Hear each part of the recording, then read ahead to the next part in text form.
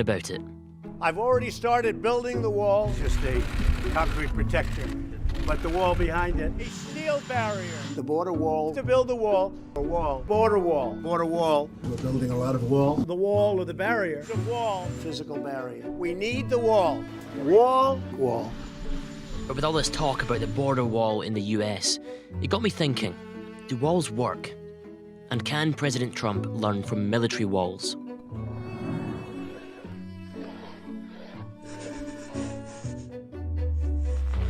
Border walls or barriers aren't anything new.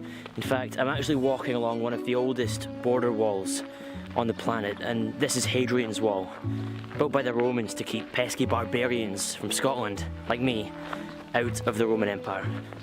There's border walls all over the world, some of them highly militarized. Looking at them, they tend to have something in common. They all have more than just one wall. I wanted to test that theory with some of the world's military wall experts, so I've come here to speak to the guys at HESCO. The concept is brilliant. You know, it's so easy to transport. It folds flat. It's relatively light, but once you fill it, and you can normally fill it with almost any fill material that you find, then the performance of the product is outstanding. To coin the phrase, it was a real game changer for a lot of the militaries. So there's a quote by some generals saying it was the biggest evolution in force protection for the last 500 years or something. Don't quote me on that, but it's something like that. Gabions are not a new idea. I mean, the Romans used them. They had wicker baskets and they filled them with dirt. So it's not a new idea, and the concept's very old. Take it to the next level and develop, let's say, the 21st century version of that. This invention changed the way modern armies go to war. You've probably seen them before. It might seem like a relatively simple design, but before HESCO, only a few decades ago, soldiers would have to build walls out of sandbags. Not quite as fast. So how did HESCO come about?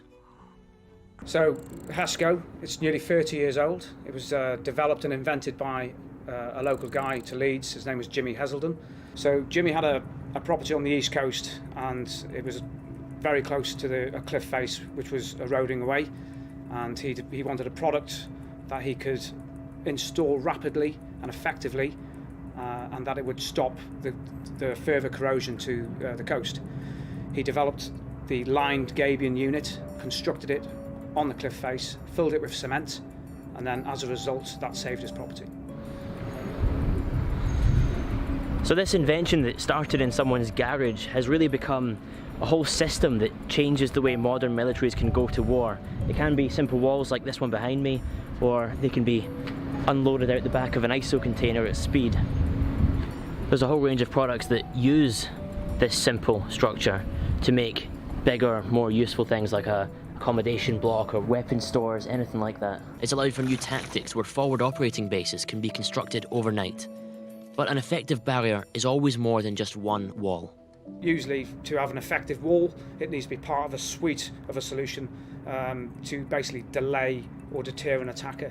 So where you would have a solid earth-filled wall, then usually you would have some form of standoff, which is a distance between the wall and another product, for instance a fence.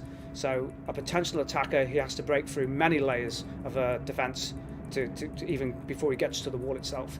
The important thing is that you react in the time it takes the potential attacker to get through that system. It depends what your site is. I mean, you can have a perimeter that's hundreds of kilometres long. Is your attack going to be vehicle-based? Is it going to be explosives? There's lots and lots of things that you've got to consider when you're putting together a site. One of the things you have to do, even though you've got something to physically stop a bomb, a bullet, or a car, or a person, you've got to physically watch that barrier. Because if you don't watch it, people will get through it, over it, around it, what have you. So you have to watch whatever system you've deployed. On military operations, this layered defence is everywhere, and what HESCO were saying is nothing new. Back in the Cold War, these same defensive techniques were used all across the inner Germany border. And although it started being taken down in 1989, there's plenty of places across Europe where you can still see some of its remains today. It's the most recent border wall that would be anywhere near the size of a wall separating Mexico and the United States. When it was built, the world was in the depths of a Cold War. The Iron Curtain separated East and West. On one side, the Soviet Union and communism, and on the other, the countries that were allied to the United States or neutral. It cut Germany and Europe in half, and was one of the most militarised and highly defended borders the world had ever seen. Migration from east to west of the Iron Curtain was a big problem for the Soviet Union. Thousands of people leaving didn't look good for communism. In the 5 years following the Second World War, over 15 million people left Soviet-occupied Eastern European countries to live in the West. So immigration was effectively halted after 1950, and border defences were erected. This border, this fence, wasn't built to keep people out. It was built to keep people in, and it worked. Before the first walls and fences were erected, more than 200,000 people were leaving the German Democratic Republic every year to live in the West. But when the barriers went up in 1961, that number fell dramatically.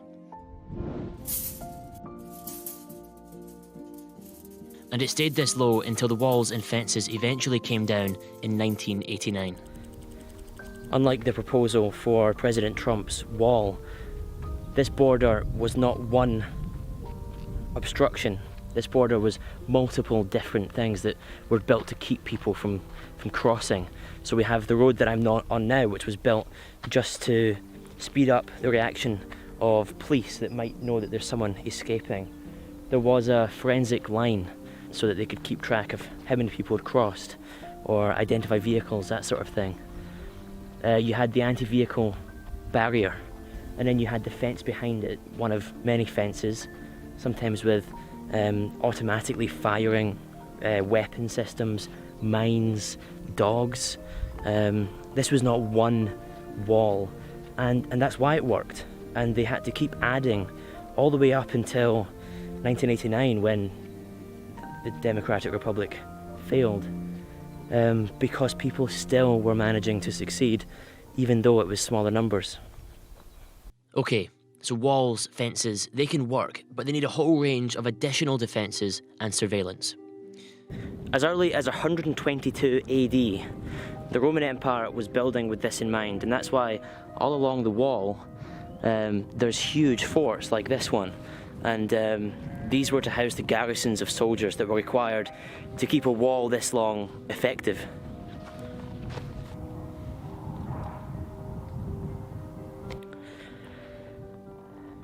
By the way, these toilets are nearly 2,000 years old.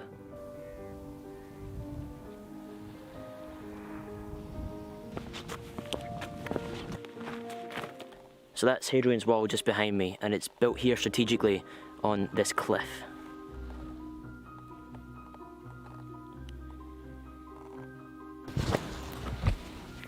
Oh, I hate heights. But much of this is already in place along the US-Mexico border, and what you see there is often similar to what you might see on military operations. There's aerostats watching for migrants, patrols of border guards, boats, trucks, seismic sensors, motion cameras, and they train with the military to practice catching illegal migrants. One of my colleagues is actually ex-Royal Navy, and he's been on this training before. Hey Matt. What's up? You got a sec? Yeah, sure. So I was working with Commander Helicopter Force on 845 Squadron, and we deployed down to Southern California in El Centro to play in the desert. So whilst we were there, the US Border Patrol asked if we would like to participate in an exercise with them. The exercise consisted of being 3 teams being dropped off near the border and make it to an RV point via the next morning without being captured. So I got a quick video that I shot during the exercise. So as you can probably see there, you've got the Sea King coming to pick us up. By this point they've already dropped 2 of the teams off, so we're the last team to be dropped off. Yeah, we get out, the Sea King goes off. We had a very basic map and compass, and away we went to conduct the night exercise. We got dropped off about 6 PM in the evening, and we had to be at the RV point by 6 AM then the following morning, so we were running the whole entire night.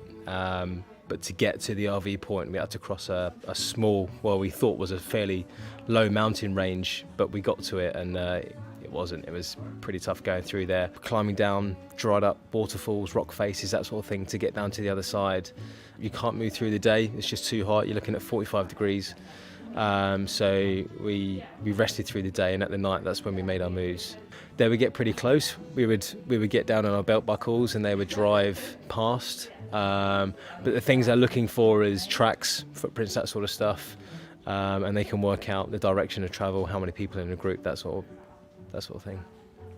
So when we were waiting for our vehicle pickup, the vehicle was not far out, and we were hiding in a ditch, and the dog sniffed us out, and the dog caught us. 2 of the 3 teams were captured. We were captured 2 minutes before index, so yeah, they were very good. The border between the US and Mexico is already heavily guarded. In the late 80s, the first walls were being built using military surplus helicopter landing mats from Vietnam. But even still, with all that money spent, people are still making it across.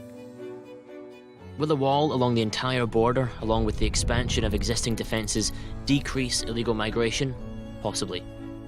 Walls have proven to be significant on military operations throughout history. But in modern defence, they're much more effective when they make use of technology and a complex layered system. And when it takes more than just a barrier to defend your average military base, defending 2,000 miles of border will too.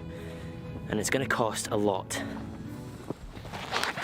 And yes, this is the wall that inspired Game of Thrones.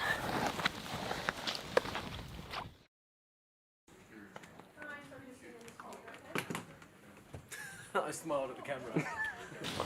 Hi. That's your fault. Have you got a sec, Matt? Oh my god.